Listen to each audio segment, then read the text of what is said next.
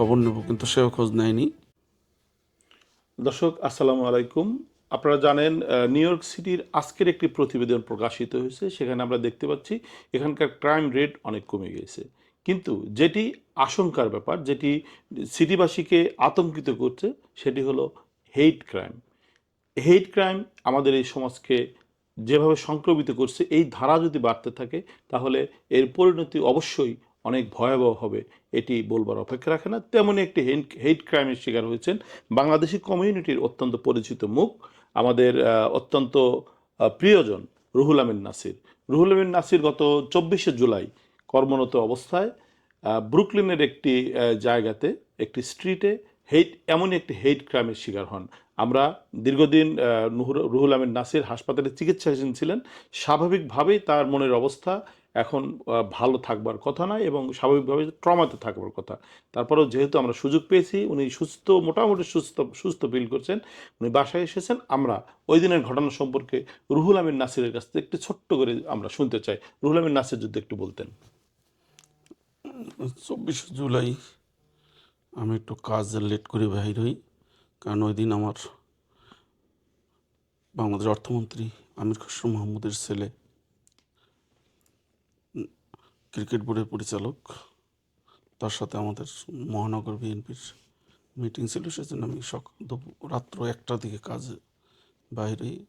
তো ভোর রাতে যখন নামাজে আসবো তার আগে আমার গাড়িতে একটি প্যাসেঞ্জার তুলে এবং নর্থ পোর্টল্যান্ড, ব্রুকলিন, ফোর্ট গ্রিনে ড্রপ করি।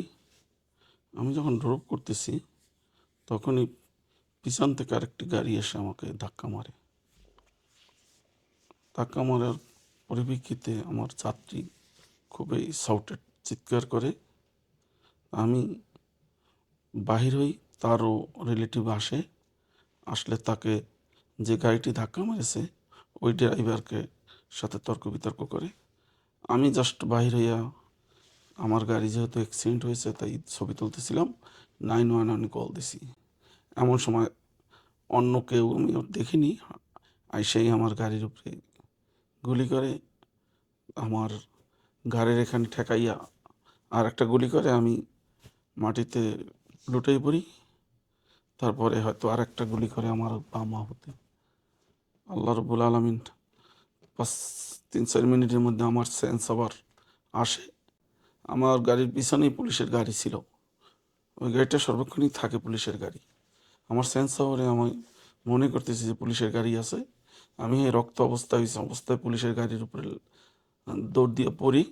তখন পুলিশ বাইর হয় এবং আমাকে নিয়ে অ্যাম্বুলেন্স আসে, হসপিটালে যায়। তারপর তো আমার আর মনে নেই। এই আল্লাহর কাছে শুক্রিয়া যে আল্লাহ বেঁচে রেখেছে।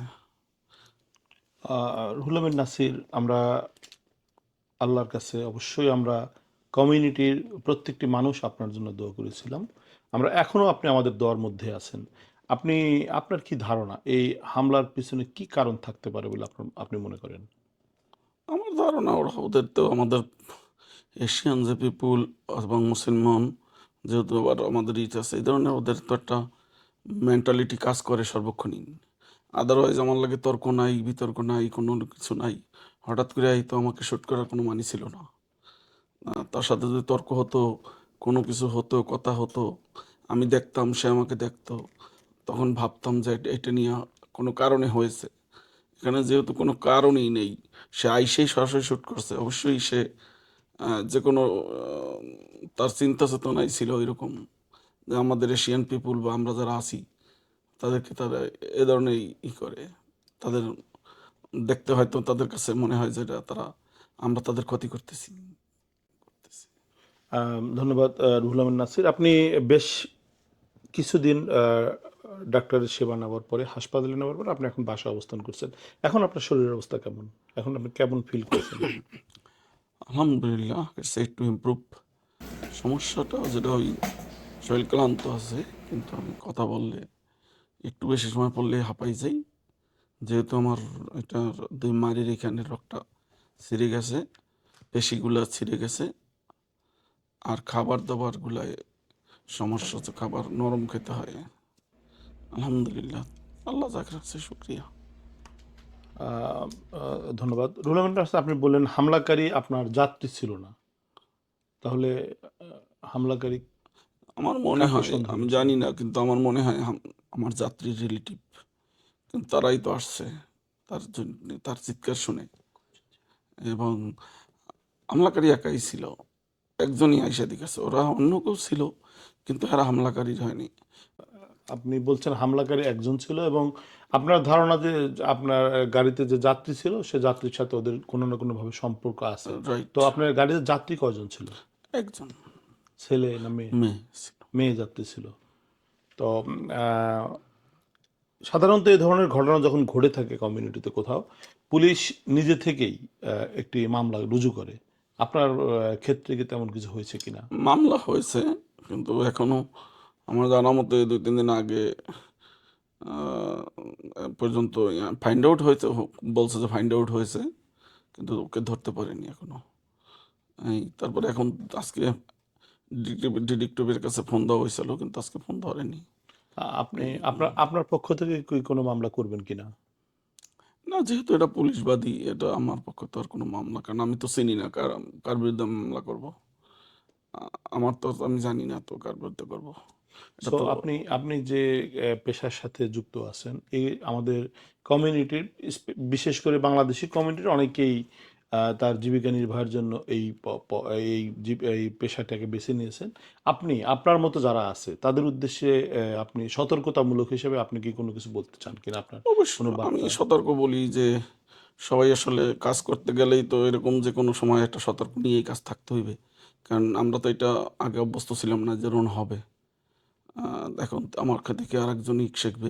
আর আমার একটু আক্ষেপ আছে, বাংলাদেশ সোসাইটি, এখানে বাংলাদেশি পিপুলের জন্য যে সোসাইটিটা হয়, অথচ আমরা বাংলাদেশি, আমি একজন পিপুল, আমি পরিচিত অপরিচিত ডাজন্ট ম্যাটার, কিন্তু আমি বাংলাদেশি একজন ভাই, বাংলাদেশ সোসাইটি একটা ফোনও দিল না, একটা খবরও নিল না। এটা আমার কাছে আক্ষেপ লাগলো যে বাংলা সোসাইটির জন্য এটা আসলে কাম্য মনে হয় না। তারা বাংলাদেশ নিয়েই তো কাজ করবে। তারপর কনসুলেট অফিসে, মহানগর বিএনপির কনসুলেট কনসুলেট অফিস থেকে আপনার সাথে কোনো আমার যোগাযোগ সাথে করছে যোগাযোগ কিনা? করেনি। তাকে ফোন দেওয়া হয়েছে, সেলিম ভাই, তাকে জানানো কনসাল হয়েছে। জেনারেলকে ফোন সে দিয়েছিলেন? বলছে যে আমি বাহিরে আছি, আইসা আমি খবর নেব, কিন্তু সেও খোঁজ নেয়নি। বাট সেটা আমার কমিউনিটির অবশ্যই আমাদের কিন্তু সোসাইটি কমিউনিটি যারা পরিচালনা তাদের উচিত ছিল আপনার পাশে দাঁড়ানো। কিন্তু বাট আমরা আমরা আমরা কিন্তু দেখেছি যে সোশ্যাল মিডিয়াতে কিন্তু আপনার আমার এই ঘটনা অনেক নিয়ে লোক, অনেক সোশ্যাল, সরব ছিলেন। সামাজিক, রাজনৈতিক ব্যক্তি, বন্ধু 90 সবাই আসছে। আমি তাদের প্রতি কৃতজ্ঞতা প্রকাশ করছি। আপনাদের ইউএস টিভি, এটিভি ইউএস, ধন্যবাদ জানাচ্ছি যে আপনি আসছেন কষ্ট করে, আমার কথাগুলো শুনছেন, এবং যাতে বাংলাদেশের মানুষ সবাই সতর্ক থাকে। ধন্যবাদ রুহুল ধন্যবাদ। আমিন নাসির, আপনি এটিভি ইউএসএ কে সময় দিলেন। আমরা এটিভি ইউএসএ এর পক্ষ থেকে আপনার এই পরিস্থিতির জন্য আমরা প্রথমত আপনার সুস্থতা কামনা করছি, দ্বিতীয়ত আপনার পাশে আমরা থাকবার প্রত্যয় ব্যক্ত করছি। যদি কখনো কোনো প্রয়োজনে আপনার কাজে লাগি, আমরা এটিভি ইউএসএ আপনাদের সাথে আছি, পুরো কমিউনিটির সাথে আছি। রুহুল আমিন নাসিরের মতো যারা বিভিন্নভাবে আক্রান্ত হচ্ছেন আমরা তাদের পাশে আছি। ইনশাল্লাহ আমরা জনসচেতনতা সৃষ্টির জন্য এটিভি ইউএসএ কাজ করবে। সবাইকে ধন্যবাদ। এটিভি ইউএসএ, বিশ্বজুড়ে বাঙালিয়ানা।